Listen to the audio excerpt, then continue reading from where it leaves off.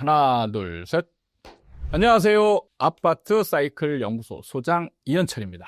최근에 1년 만에 미분양 주택 수가 무려 18배나 증가한 도시가 있어서 그 부분에 대해서 한번 얘기를 해볼까 합니다. 이 도시가 1년 전에는 미분양 수치가 316 가구였습니다.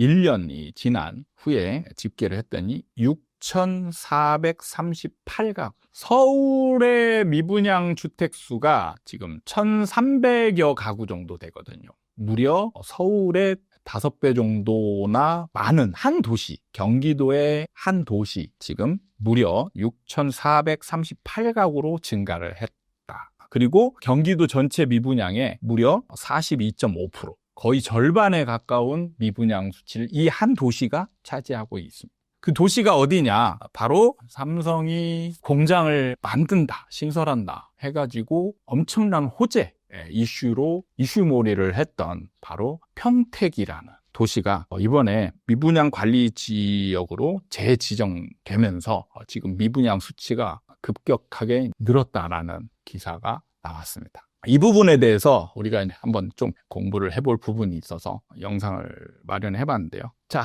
첫 번째는 미분양 관리 지역으로 재지정됐어요. 근데 그 미분양 관리 지역이 뭐냐? 미분양 관리 지역이라는 거는 용어에서 이제 미분양이 있으니까 관리를 좀 해야 되겠다, 이런 취지에서 이제 지정하는 지역이잖아요. 그래서 그러면 우리가 미분양이 좀 많이 늘어나는 지역이겠구나 라는 추측을 해볼 수가 있는 거죠.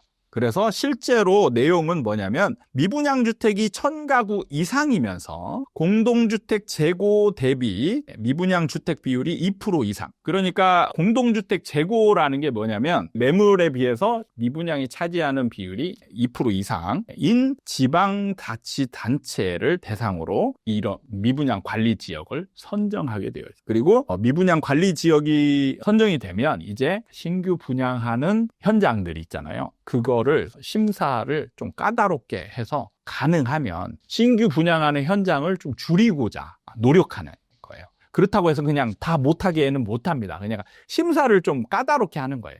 심사를 까다롭게 해서 새로이 분양하는 현장들을 줄이고자 노력하는 그런 행위라고 보시면 될 것 같습니다. 그리고 이런 지역들은 이제 어떤 그러면 조건으로 심사를 하느냐? 그러면 이런 데들은 아예 못하기는 못하잖아요. 프로젝트 파이낸싱 PF라고 합니다. 이 대출 보증을 받을 때, 심사를 받을 때 이제 심사 요건을 되게 까다롭게 하는 거예요. 그러니까 우리나라 같은 경우는 전에 저희 영상에서 이제 한번 다룬 적이 있는데, 시행사라고 하죠. 이 사업의 주체가 자기 자본 비율이 굉장히 적게 들어가거든요. 제가 심지어는 한 푼도 없는 시행사가 시행을 하는 경우도 봤습니다. 어떻게 할 수 있냐? 돈을 빌리는 거예요. 그러니까 빌리는 경로가, 우리는 빌린다 그러면 은행을 통해서 빌리는 것만 생각하잖아요. 그렇지 않아요.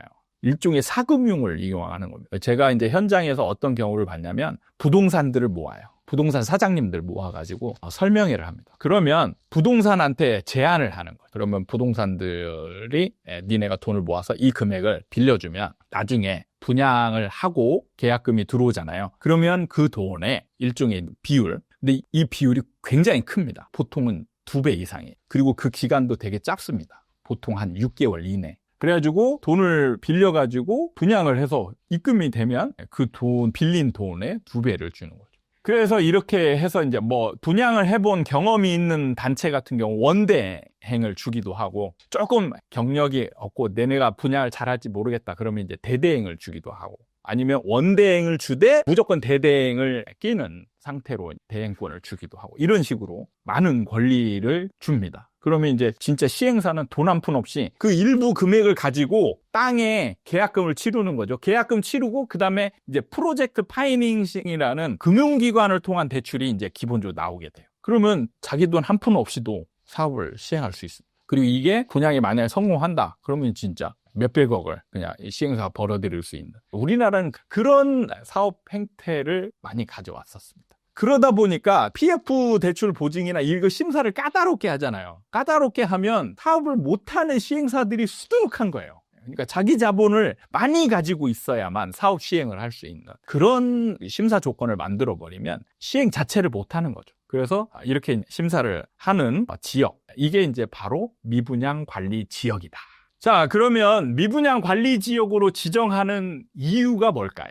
그게 뭐냐면 그 지역에 한정해서 미분양이 계속 증가한다는 얘기잖아요. 그러면은 미분양이 증가하면 이게 부동산 시장에 굉장히 악영향. 그러니까 미분양도 미분양이지만 부동산 거래도 침체가 된 쪽으로 영향을 많이 줄 수가 있거든요. 그러면은 이게 악순환이 돼요. 부동산 시장, 그러니까 기존 주택을 얘기하는 거죠. 기존 주택 거래 건수나 아니면 그 거래 금액이 낮아지게 되면 침체된다라고 하죠. 그게 침체가 되면 신규 미분양하는 것도 안 팔리게 되죠. 그러니까 미분양 주택들이 건설사들이 파는 그런 것들이 화랑이어야 잘 팔리는데 침체되면 안 팔려요. 안 팔리니까 미분양을 숫자를 좀 줄이고자 노력하는 겁니다.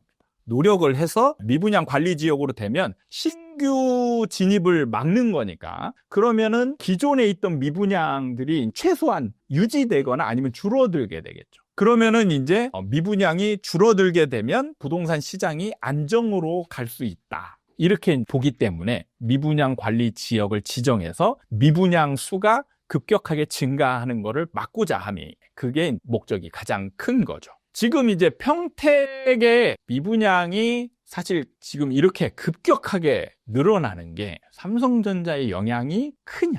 어느 정도 영향이 있다라고 볼 수 있어요. 왜냐하면 지금 삼성전자가 위기잖아요. 지금 뉴스나 아니면 뭐 유튜브에서 보면 삼성전자의 미래 사업 구도가 옛날에 그냥 반도체의 그냥 시장을 거의 휩쓸다시피 하는 그런 지위를 지금 다 잃고 있는 상황이죠. 원래는 삼성 평택이 이제 늘어나는 이 물량을 소화하기 위해서 이제 지은 그 목적이 이제 가장 클 텐데, 사실 지금 그 공장을 유지하기 위한 업종 자체의 미래 가치가 지금 완전히 지금 꺼져가고 있는 상황이죠. 그러니까 공장을 지금 증설을 해봤자 이 공장을 돌릴 수 없는 상황이 될지도 모른다는 위기감이 지금 팽배해 있는 거죠. 그게 이제 뭐 어떻게 보면 평택의 가장 큰 원인이 될 수 있는 거죠. 그 다음에 이제 문제는 뭐냐면 지금 평택 같은 경우는 엄청나게 큰 신도시가 진행이 되고 있습니다. 고덕 신도시라고 해서 굉장히 땅덩어리가 넓어요. 그러니까 이 지역에 지금 이 신도시에 공급대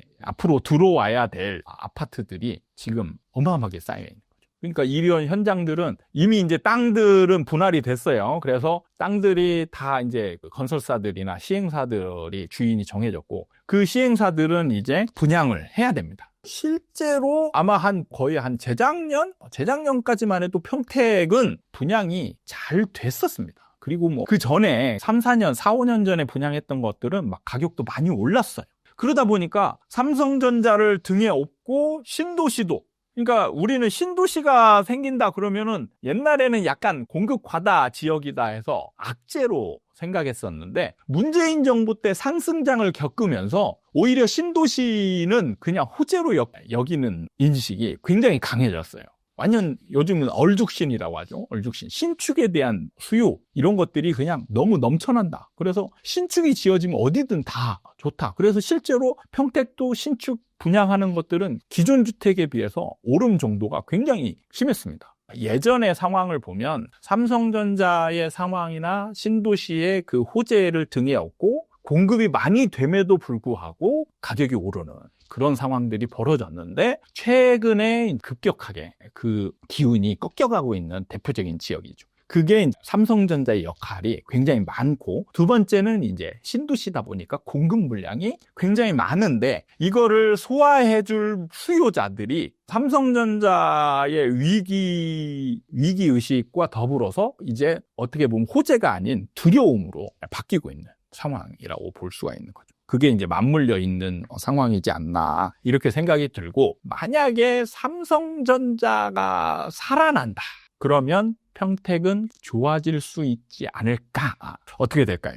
여러분은 여기서 이제 어려울 수 있는데, 그 지역의 부동산 시장이죠. 부동산 시장이라는 게 에너지라고 저는 이제 표현을 하는데, 그 힘이 되게 굉장히 큽니다. 커요. 그러니까 삼성전자라는 호재의 힘과 시장의 힘을 비교하자면 어디가 크냐? 시장이 훨씬 더 큽니다. 자, 근데 보시면 시장은 지금 침체 쪽으로 가고 있는 거죠. 침체되고 있는데 여기서 삼성전자가 반전을 해서 만약에 좋아진다.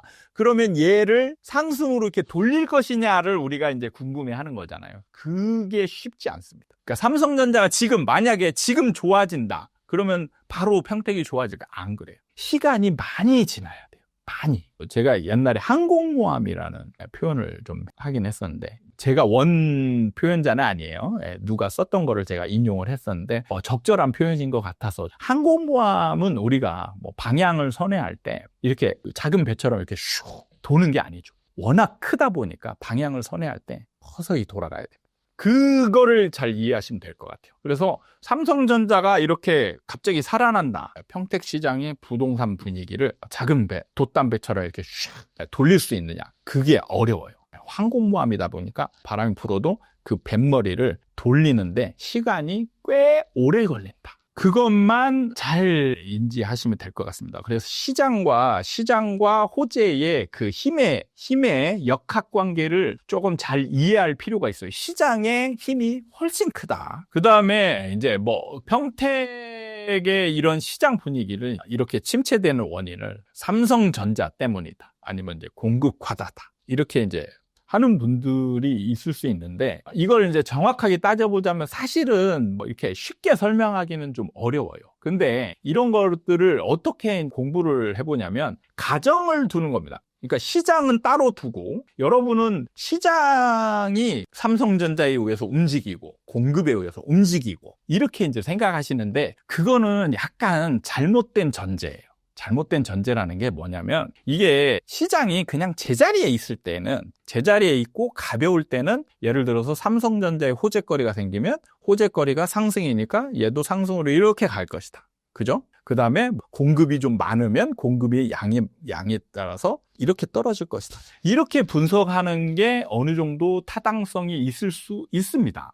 그런데 그 공급이 많을 때도 이렇게 올라갔잖아요. 삼성전자 힘이 더 컸냐? 이게 이제 판단하기가 어려운데, 여러분들은 시장 전체를 보지 않고 도시만 보니까 그래요. 시장 전체를 보지 않고. 서울과 경기도를 포함한 지역이 2, 3년 전까지는 엄청나게 상승이 큰 시장이었습니다. 그러면 어떻게 되느냐? 수요가, 매수하고자 하는 사람들이 기하급수적으로 늘어나요.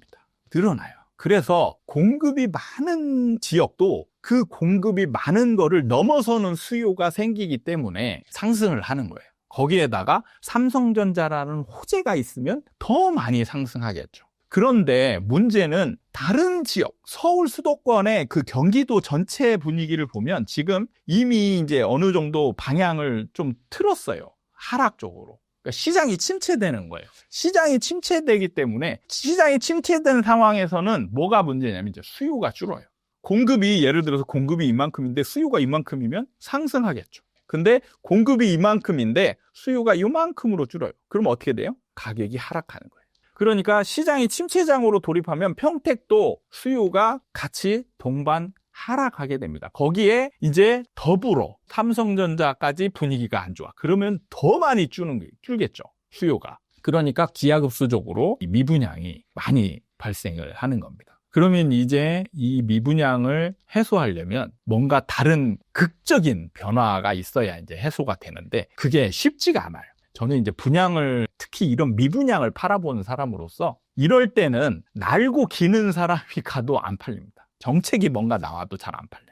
평택에 꼭 찍어가지고 막 엄청난 호재거리가 있는 정책이 막 쏟아져 나오거나 이래야 어느 정도 분위기를 좀 돌릴 수 있는, 매수세가 좀 늘어나긴 하거든요. 그러면 그럴 때에 이제 미분양이 좀 줄고 그 분위기를 타서 다른 지역의 매수자들이 오고 막 이런 게 생겨야 되는데, 그게 이제 쉽지가 않죠. 그렇기 때문에 지금 평택의 분위기가 굉장히 안 좋아지고 있는 상황으로 치닫고 있다. 이런 얘기를 해볼 수 있을 것 같습니다. 그래서 지금 1년 만에 무려 미분양 숫자가 18배나 증가한 평택이라는 도시를 가지고 한번 얘기를 해봤습니다. 그리고 그 부분에 대해서 공부할 내용들, 구체적으로 하나씩 사안별로 공부를 해봤습니다. 그래서 여러분들이 단순히 뭐 삼성전자 때문이다, 이런 식으로 그냥 볼 게 아니라 내부적으로 어떠한 흐름이 있었는지 이런 것들을 보면서 공부하는 자세를 가지면 더 좋지 않을까라는 생각을 해보면서 오늘은 평택에 대한 얘기를 해봤습니다. 다음에 또 좋은 영상을 가지고 여러분들을 찾아뵙도록 하겠습니다. 감사합니다.